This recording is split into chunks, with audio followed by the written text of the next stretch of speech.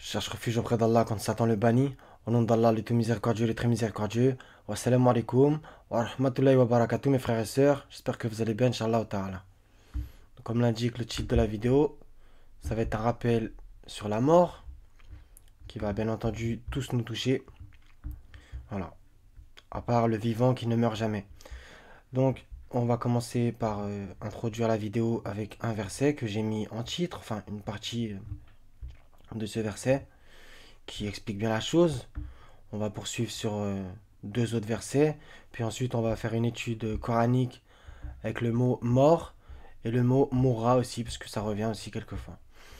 On va aller un petit peu dans la Bible aussi, et on va lire un passage de l'évangile aussi, parce que bien entendu ça revient. Donc, A'udhu billahi minash shaitanir rajim, bismillah.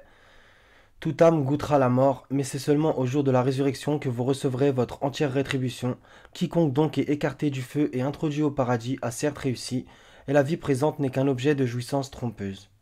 Donc ce verset résume bien, ça parle de tout le monde goûtera la mort, ça parle du jour de la résurrection, de la rétribution, ça parle du feu, du paradis, de la réussite, et ça en place une aussi pour la dunya, qui n'est qu'un objet de jouissance trompeuse. Donc ce verset résume quand même bien la chose. Donc celui-là aussi, j'aime beaucoup une partie de ce verset. Donc sourate 4, verset 78. Où que vous soyez, la mort vous atteindra. Fussiez-vous dans des tours imprenables. Donc ça c'est magnifique. Quand bien les atteignent, ils disent c'est de la part d'Allah. Quand mal les atteignent, ils disent c'est dû à toi. Dis, tout est d'Allah. Mais qu'ont-ils ces gens à ne comprendre presque aucune parole? Ok. Sourate 31, verset 34. Là aussi, il y a des versets très importants. La connaissance de l'heure est auprès d'Allah, et c'est lui qui fait tomber la pluie salvatrice, et il sait ce qu'il y a dans les matrices, et personne ne sait ce qu'il acquérera demain, et personne ne sait dans quelle terre il mourra. Certes, Allah est omniscient et parfaitement connaisseur. Donc celui-là est magnifique, et personne ne sait ce qu'il acquérera demain, et personne ne sait dans quelle terre il mourra. Donc voilà, des fois, l'être humain fait des projets, je ferai ceci, cela, etc. Des fois, au passage, sans dire Inch'Allah.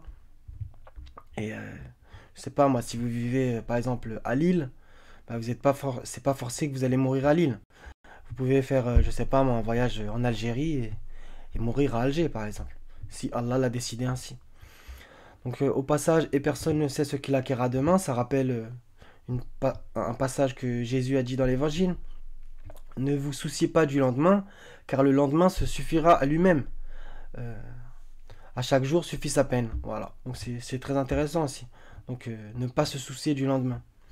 Et quand on projette de faire quelque chose, il faut toujours dire Inch'Allah. Et si on oublie de dire Inch'Allah, car l'homme, l'insan, c'est celui qui oublie, euh, euh, coraniquement, il faut dire je souhaite que mon Seigneur me guide vers ce qui est plus correct. Ok? Donc j'en place une pour ça aussi. Donc on tape le mot mort, en français bien entendu. Donc 144 fois dans 126 versets. Donc bien entendu, je ne vais pas tous les lire, ça serait épuisant. Il y a 13 pages en entier. Donc on va en réciter certains. 2,94 dit si l'ultime demeure auprès d'Allah est pour vous seul à l'exclusion des autres gens, souhaitez donc la mort si vous êtes véridique. Voilà. Donc bien entendu, revenir au verset d'avant pour mieux comprendre, mais on sait à qui ça s'adresse justement, parce que ça revient dans une autre sourate, la 62. Donc 254, un verset ultra important, et ne dites pas de ceux qui sont tués dans le sentier d'Allah qu'ils sont morts. Au contraire, ils sont vivants, mais vous en êtes inconscients. Donc voilà, donc ceux qui sont morts, fils Abilillah, en fait, c'est un petit peu compliqué à comprendre peut-être, mais ils sont morts sans l'être en fait, quoi. Ils sont vivants, vous voyez. Parce que voilà, c'est Allah qui nous le dit, donc c'est Allah qui dit la vérité, Sadakallah. Donc ils sont morts sans l'être, entre guillemets. Ils vivent toujours. Donc ça, c'est à propos du testament, ça peut être intéressant. 281. On vous a prescrit quand la mort est proche de l'un de vous, et s'il laisse des biens, de faire un testament en règle en faveur de ses pères et mères et de ses plus proches. C'est un devoir pour les pieux. 234, un peu dans le même style. Enfin non, mais bon. Ceux des vôtres que la mort frappe et qui laissent des épouses, celles-ci doivent observer une période d'attente de 4 mois et 10 jours. Passé ce délai, on ne vous reprochera pas la façon dont elles disposeront d'elles-mêmes d'une manière convenable. Allah est parfaitement connaisseur de ce que vous faites. Là, c'est pareil, de 240, c'est un peu le même genre. Donc ça c'est l'histoire d'Abraham et du roi. Très intéressant. J'ai pour Seigneur celui qui donne la vie et la mort. Abraham dit. Moi aussi, dit l'autre, je donne la vie et la mort. Et là, il y a une phrase magnifique qu'Abraham va lui dire. Alors dit Abraham, puisqu'Allah fait venir le soleil du levant, fais-le donc venir du couchant. Le mécréant resta alors confondu. Allah ne guide pas les gens injustes. 2,258. Là, le 2,259, c'est quand Allah a ressuscité l'âne. Là, c'est Abraham avec les oiseaux, quand il a demandé Seigneur, montre-moi comment tu ressuscites les morts, etc. 3,27. Tu fais pénétrer la nuit dans le jour, tu fais pénétrer le jour dans la nuit, et tu fais sortir le vivant du mort, et tu fais sortir le mort du vivant, et tu accordes attribution à qui tu veux, sans compter. Là, c'est Jésus dans le 3,49. Il ressuscite les morts, bi'idnillah, par la permission d'Allah. Il faisait les miracles. Ok. 343. Bien sûr, vous souhaitiez la mort avant de la rencontrer, or vous l'avez vue, certes, tandis que vous regardiez. Donc revenir au verset d'avant, bien entendu. Donc il y a énormément de versets. Je vais vous mettre les liens, comme d'habitude, vous inquiétez pas, les frères et sœurs. Donc ça aussi, 368. Ceux qui sont restés dans leur foyer dirent à leurs frères, s'ils nous avaient obéi, ils n'auraient pas été tués. Allah dit, cool. Donc Mohammed devait dire, écartez-vous. Écartez donc de vous la mort si vous êtes véridique. Voilà, donc ça revient à ce qu'on a dit. 369, un verset qui va dans le même sens. Allah se répète, ne pense pas que ceux qui ont été tués dans le sentier d'Allah soient morts. Au contraire, ils sont vivants auprès de leur Seigneur, bien pourvus. Et je vous invite à lire les passages d'après. Satisfait de ce que Allah leur a accordé. Quelque chose dans le style, bon, on va y aller comme ça. Je dis pas n'importe quoi. Voilà, joyeux de la faveur.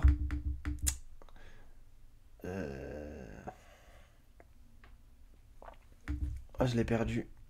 C'est le 169, mais c'est Subhanallah, il y en a un autre. Donc, on va y aller après.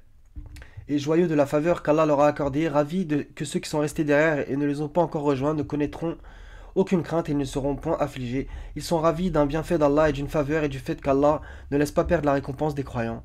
Donc plus haut dans la sourate, c'est magnifique. Et si vous êtes tués dans le sentier d'Allah ou si vous mourrez, un pardon de la part d'Allah et une miséricorde valent mieux que ce qu'ils amassent. Que vous mouriez ou que vous soyez tués, c'est vers Allah que vous serez rassemblés. Voilà, donc c'est parfait aussi.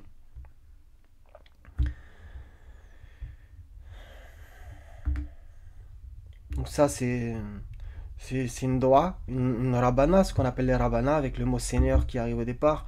393, Seigneur, nous avons entendu l'appel de celui qui a appelé ainsi à la fois, croyez en votre Seigneur. Et dès lors nous avons cru. Seigneur, pardonne-nous nos péchés, efface de nous nos méfaits, et place-nous à notre mort avec les gens de bien. Ok. Ça c'est 15 à propos de la fornication. Celui-là, on va le réciter. 4,18. Mais l'absolution n'est point destinée à ceux qui font de mauvaises actions jusqu'au moment où la mort se présente à l'un d'eux et qui s'écrie « Certes, je me repens maintenant !» Non plus pour ceux qui meurent mécréants. Et c'est pour eux que nous avons préparé un châtiment douloureux. Le 4,18. Donc ça rappelle un petit peu dans le sens Pharaon, quand justement le 10,90. Donc on va y aller.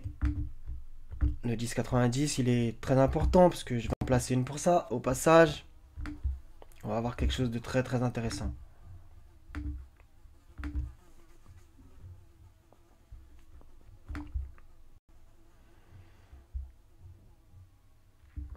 Et nous fîmes traverser la mer aux enfants d'Israël. Pharaon et ses armées les poursuivirent avec acharnement et inimitié.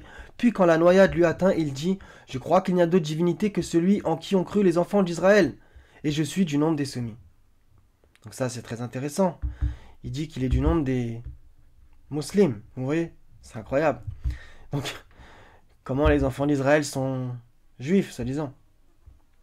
Au passage, il dit « Je crois qu'il n'y a d'autre divinité que celui en qui ont cru les enfants d'Israël. » Donc ça, c'est très intéressant, parce que officiellement, pour devenir musulman, enfin bon, c'est encore un autre débat, soi-disant la prétendue religion qu'on nous vend, mais bon, ce n'est pas l'islam, c'est le sunnisme ou le chiisme.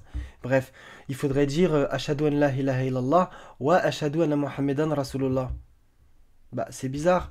Pourquoi Pharaon, il n'a pas dit j'atteste qu'il n'y a de Dieu que Dieu et que Moussa est son messager, par exemple. Voilà. Donc 91, Allah entre parenthèses dit « Maintenant, alors qu'auparavant tu as désobéi et que tu as été du nombre des corrupteurs, nous allons aujourd'hui épargner ton corps afin que tu deviennes un signe à tes successeurs. Cependant, beaucoup de gens ne prêtent aucune attention à nos signes. Donc vous voyez, donc ça rappelle ce qu'on vient de lire, l'absolution. Mais l'absolution n'est point destinée à ceux qui font de mauvaises actions jusqu'au moment où la mort se présente à l'un d'eux et qui s'écrie « Certes, je me repens maintenant ». Donc ça va un peu dans le même sens. Là, il a dit, au moment de la mort, il a dit, quand la noyade l'eut atteint, vous voyez, donc il était déjà mort. Il dit, je crois qu'il n'y a d'autre divinité que celui en qui ont cru les enfants d'Israël. Vous voyez, c'était trop tard, quoi, vous voyez. Non plus pour ceux qui meurent mécréants, et c'est pour eux que nous avons préparé un châtiment douloureux. Donc le 478, on l'a récité.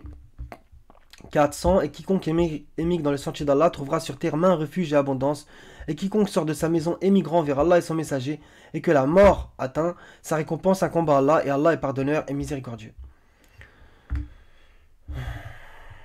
Donc c'est très long, je sais pas si je vais tout réciter, on est déjà à 11 minutes en vérité. Donc le 506 à propos du testament, 510, et par ma permission tu faisais revivre les morts à propos de Jésus. 6.36, seuls ceux qui entendent répondent à l'appel, et quant aux morts, Allah les ressuscitera, puis ils lui seront ramenés. Il est le dominateur suprême sur ses serviteurs, et il envoie sur vous des gardiens, et lorsque la mort atteint l'un de vous, nos messagers enlèvent son âme sans aucune négligence, etc.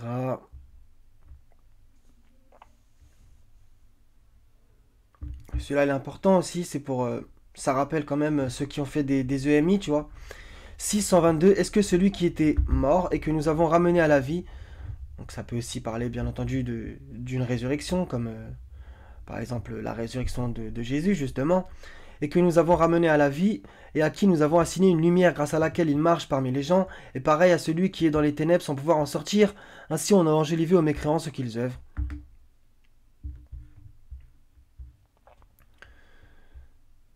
Ça c'est un peu différent. Celui-là, il est magnifique. 662, il faut lire les versets autour aussi.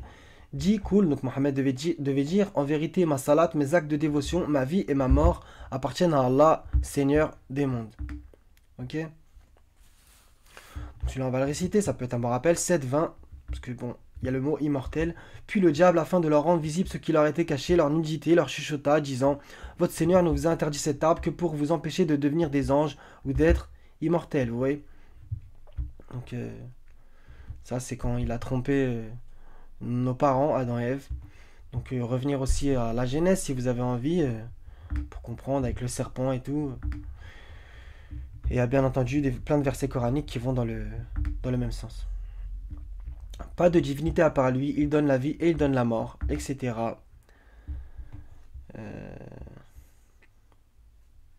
Il donne la vie et il donne la mort. Donc vous avez vu, je passe certains versets, mais bon, si vous avez envie de faire la recherche plus approfondie, faites-le les frères et sœurs. 10.56, c'est lui qui donne la vie et qui donne la mort, et c'est vers lui que vous serez ramenés. Voilà. Celui-là est intéressant, on va réciter un petit bout. 13.31, s'il y avait un Coran à mettre les montagnes en marche, à fendre la terre ou à faire parler les morts. Vous voyez. Ça, c'est à propos du châtiment. 14-17, qu'il tentera d'avaler à petite gorgée, mais c'est à peine s'il peut l'avaler. La mort lui viendra de toutes parts, mais il ne mourra pas, et il aura un châtiment terrible. Donc ça, c'est très intéressant. La mort lui viendra de toutes parts, mais il ne mourra pas. Donc vous voyez, c'est peut-être un petit peu compliqué à comprendre, mais dans le sens où... Voilà quoi, c'est... Méditez là-dessus. Et c'est bien nous qui donnons la vie et donnons la mort, et c'est nous qui sommes l'héritier. Et adore ton Seigneur jusqu'à ce que te vienne la certitude. Al-Yakin, bon, ils ont mis la mort entre parenthèses, c'est pas faux dans un certain sens, mais ça se discute, il y a plusieurs interprétations. Ils sont morts et non pas vivants, et ils ne savent pas quand ils seront ressuscités.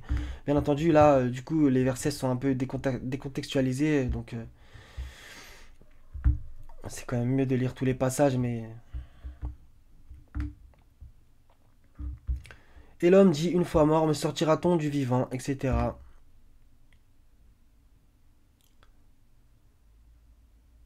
Et nous avons attribué l'immortalité à nul homme avant toi. Intéressant. Est-ce que si tu meurs, toi, ils seront eux éternels?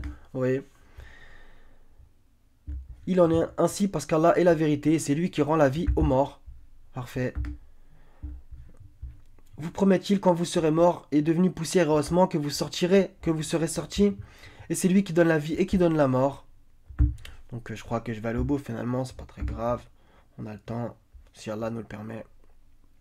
Donc là aussi, ça c'est les paroles des, des mécréants, 23-82, ils ont dit: lorsque nous serons morts et que nous serons poussière et ossements, serons-nous vraiment ressuscités, etc. 23-99, ça faut revenir au verset d'avant et après. Puis lorsque la mort vient à l'un d'eux, il dit: mon Seigneur, fais-moi revenir. Celui-là, il est magnifique au niveau parabolique. 27-80, tu ne peux faire entendre les morts, ni faire entendre l'appel aux sourds quand ils s'enfuient en tournant le dos.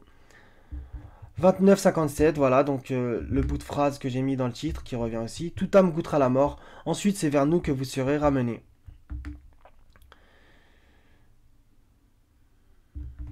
C'est lui qui fait revivre les morts et il est omnipotent. En vérité, tu ne fais pas entendre les morts, voilà, ça va dans le même sens, et tu ne fais pas entendre aux sourds l'appel s'ils s'en vont en tournant le dos. Celui-là, 32-11, magnifique, dit: cool, l'ange de la mort qui est chargé de vous vous fera mourir, ensuite vous serez ramenés vers votre Seigneur.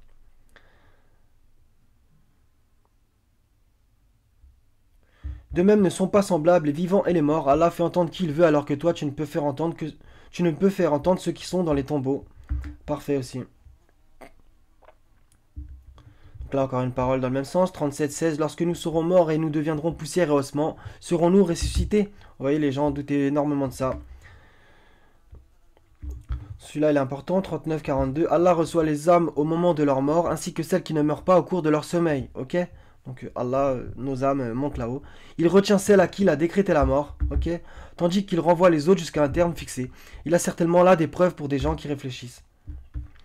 40-68, c'est lui qui donne la vie et donne la mort, puis quand il décide d'une affaire, il n'a qu'à dire soit et elle est. Kun fayakun. Celui-là aussi important, 42-51, il n'a pas été donné à un mortel qu'Allah lui parle autrement que par révélation ou de derrière un voile, ou qu'il envoie un messager qui révèle par sa permission ce qu'il veut. Il est sublime et sage. Point de divinité à part lui, il donne la vie et donne la mort, et il est votre Seigneur et le Seigneur de vos premiers ancêtres. Donc ça, c'est encore les paroles des mécréants. 44-35, il n'y a pour nous qu'une mort, la première, et nous ne serons pas ressuscités.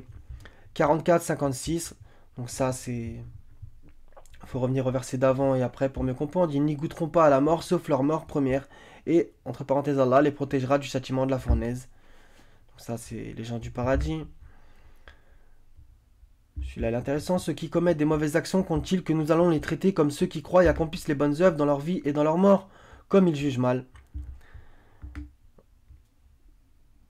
Ne voit-il pas qu'Allah qui a créé les cieux et la terre et qui n'a pas été fatigué par leur création est capable en vérité de redonner la vie aux morts, mais si, il est certes omnipotent. 47-34, ceux qui ont mécru et obstrué le chemin d'Allah puis sont morts tout en étant mécréants, Allah ne leur pardonnera jamais. Celui-là est important, 49-12, ô vous qui avez cru, évitez de trop conjecturer, car une partie des conjectures est péché, et n'espionnez pas, et ne médisez pas les uns des autres. L'un de vous aimerait-il manger la chair de son frère mort? Vous en aurez horreur, et craignez Allah, car Allah est grand accueillant en repentir, très miséricordieux. Donc ça, c'est vraiment une leçon pour nous tous, vous voyez. Et qu'Allah nous préserve de faire partie de ces gens-là. Ça apparaît, c'est un peu dans le même genre.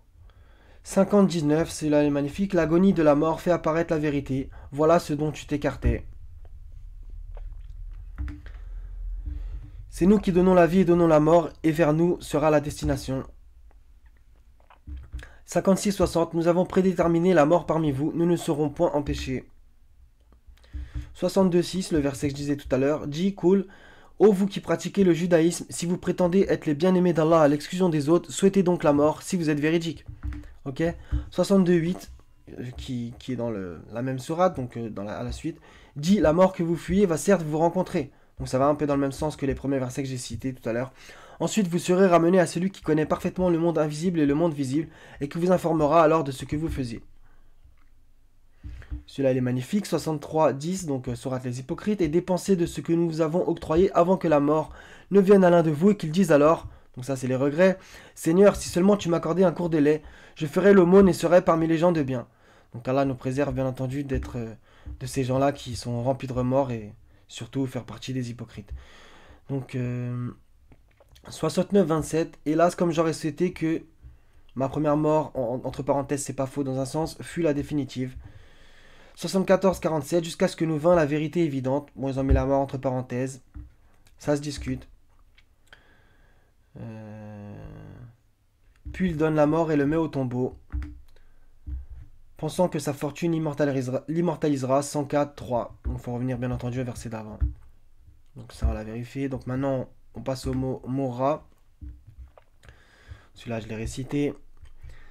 19, 15. Donc ça c'est à propos de Yahya. Que la paix soit sur lui le jour où il naquit, le jour où il mourra et le jour où il sera ressuscité vivant. 19, 33. La même invocation, mais là c'est Jésus qui le dit. Et que la paix soit sur moi le jour où je naquis, le jour où je mourrai, le jour où je serai ressuscité vivant. Donc ça c'est le très important, c'est que ils disent plus ou moins la même invocation, même si là c'est Allah qui dit ça à propos de Yahya, alors que là dans le 1933 c'est Jésus qui parle de lui-même. C'est que Jésus et Aïssa étaient cousins, comme c'est indiqué dans le premier chapitre de Luc, et où Marie était parente d'Élisabeth, donc Marie la mère de Jésus et Élisabeth la mère de Yahya. Et donc voilà, donc Jésus a annoncé... non. Yahya a annoncé Jésus, donc vous voyez, ils étaient liés, ils étaient à la même époque, etc. Donc c'est magnifique que coraniquement il y a ça aussi, deux invocations qui se ressemblent à des prophètes qui étaient là en même temps sur terre, vous voyez. Donc ça, ce n'est pas un hasard, bien entendu. Donc 31, 34, la connaissance de l'heure est auprès d'Allah, celui-là je l'ai déjà récité. 39, 30, ça c'est très important, c'est à propos de Mohammed. En vérité, tu mourras et ils mourront eux aussi. Bon, bien entendu, on peut les versets d'Allah ont plusieurs sens, donc en vérité, tu mourras et ils mourront eux aussi, ça peut nous parler à nous, bien entendu aussi, quand on le lit. Donc 87, 13, on va lire un petit peu juste au-dessus et en dessous, pour terminer coraniquement. Donc oui, c'est très important. Quiconque craint s'en rappellera, donc à propos du rappel, etc. Et s'en écartera le grand malheureux qui brûlera dans le plus grand feu, où il ne mourra ni ne vivra. Vous voyez. Donc c'est un stade entre les deux en fait. Réussit certes celui qui se purifie. Regardez bien le mot purifier en arabe, c'est très intéressant. Et se rappelle le nom de son Seigneur, puis célèbre la salade. Mais vous préférez plutôt la vie présente, alors que l'au-delà est meilleur et plus durable. Ceci se trouve certes dans les feuilles anciennes, les feuilles d'Abraham et de Moïse. Donc voilà, coraniquement. Donc on tape le mot mort dans la Bible, il apparaît 830 fois, donc c'est énorme. Donc je peux pas faire la chose avec vous, là, on est déjà à 22 minutes. Donc on va le faire un peu évangéliquement. Donc simplement dans Matthieu, il y a quand même déjà 26 résultats. Que vous ensemble, ils répondirent, ils méritent la mort. Donc oui, je décontextualise parce qu'il n'y a que le mot mort, donc il faut aller au verset d'avant et après. Il leur dit alors, mon âme est triste jusqu'à la mort, restez ici et veillez avec moi. Ça c'est Jésus quand il était dans le jardin de Gethsémane, avant qu'il se fasse interpeller. Donc Jésus a... C'est ultra important, Matthieu 26, 38, les versets d'en dessous et d'au-dessus, où Jésus, à un moment, il dit Seigneur, que cette coupe s'éloigne de moi, et finalement, après, il dit que ta volonté soit faite. Donc voilà. Matthieu 20, 18, voici, nous montons à Jérusalem, et le Fils de l'homme sera livré aux principaux sacrificateurs et aux scribes, ils le condamneront à mort. Matthieu 10, 21, le frère livrera son frère à la mort, et le père son enfant, les enfants se soulèveront contre leurs parents, et les feront mourir. Donc ça, c'est à propos du message de Jésus, etc. Je vous incite bien entendu à lire.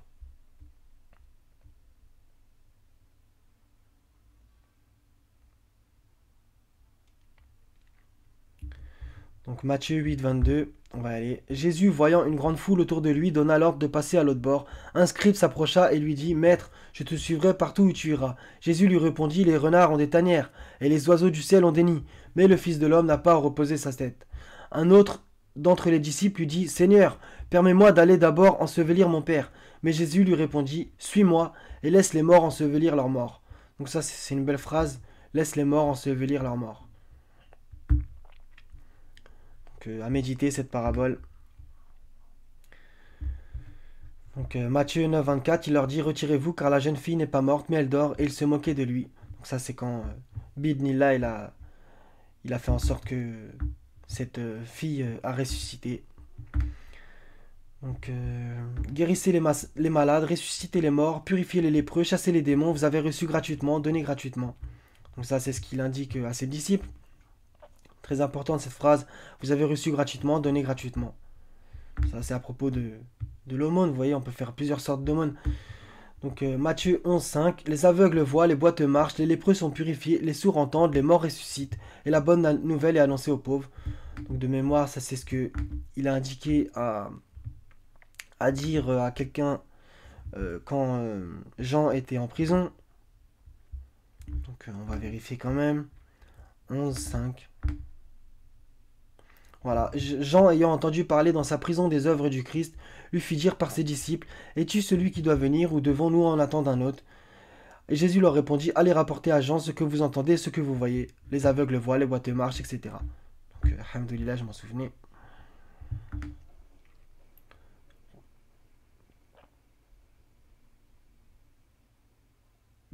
Comme ils descendaient de la montagne, Jésus leur donnait à cet ordre, ne parlez à personne de cette vision jusqu'à ce que le Fils de l'homme soit ressuscité des morts. Donc évangéliquement, il n'y a aucun problème, il a bien été ressuscité. Donc celui-là, on va l'ouvrir. 22, 31. Car à la résurrection, donc c'est intéressant, Jésus parlait déjà de la résurrection, c'est confirmé coraniquement, les hommes ne prendront point de femmes, ni les femmes de Marie, mais ils seront comme les anges de Dieu dans le ciel. Pour ce qui est de la résurrection des morts, n'avez-vous pas lu ce que Dieu vous a dit? Je suis le Dieu d'Abraham, le Dieu d'Isaac et le Dieu de Jacob. Dieu n'est pas Dieu des morts, ok? Mais des vivants. La foule qui écoutait fut frappée de l'enseignement de Jésus. C'est splendide.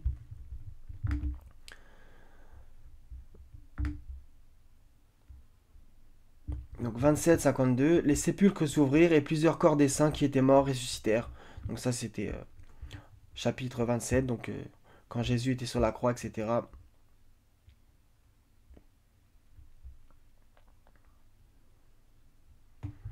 Voilà, je crois que c'est terminé. Ouais, c'est terminé. Alhamdulillah. Donc 27 minutes. Voilà mes frères et sœurs, ça me fait penser à un verset. Ça me fait penser à un verset que j'ai pas cité. Donc c'était prédestiné que je le cite à la fin. C'est justement une phrase qu'il faut dire quand on apprend le décès de quelqu'un.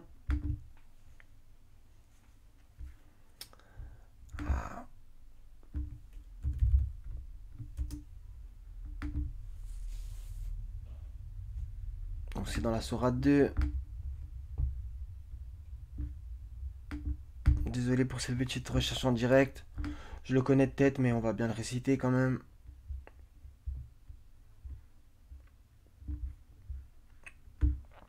J'arrive plus à le retrouver. Donc voilà, c'est Allah nous appartenons et à lui nous retournerons. Vous voyez. Voilà. Donc si vous le connaissez en arabe, c'est très bien aussi. Donc voilà, quand quelqu'un meurt auprès de nous, c'est ça qu'il faut dire. Allah nous appartenons, à lui nous retournerons.